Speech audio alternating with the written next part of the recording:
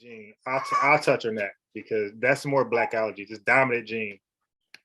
I mean, you can't even research that. You type that in your engine right now. Black's dominant gene, white. It's not. It don't even make sense.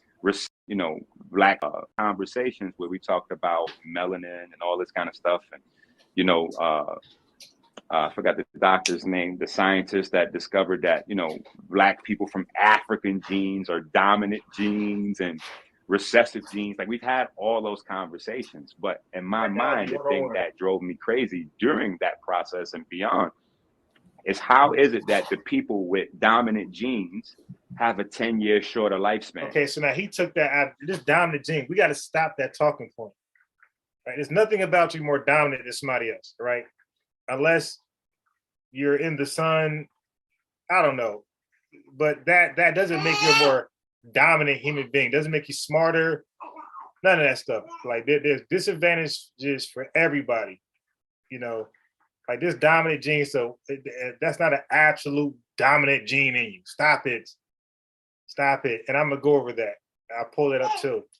We're going to talk about this dominant gene stuff in a minute. That don't make sense to me.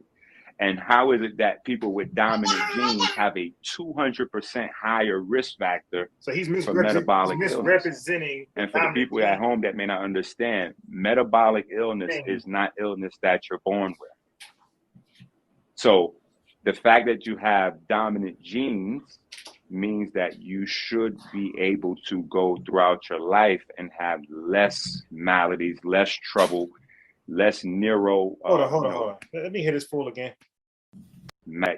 So the fact that you have dominant genes means you don't have dominant genes. Like, everybody has dominant genes inside of them and recessive genes. That's oh my God. But he's supposed to be the expert.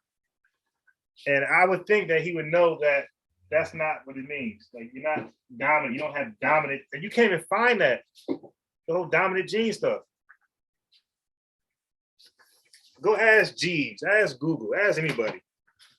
The blacks have more dominant genes than whites. And how is that an advantage for us? Does it make us smarter? Like, what does it do for us? Is like, can we retain information longer? Like, that has to be an advantage. Like, let's say if that stuff is true. What advantage is that what advantage it is for us? Like, what can we do with that and be a greater human race?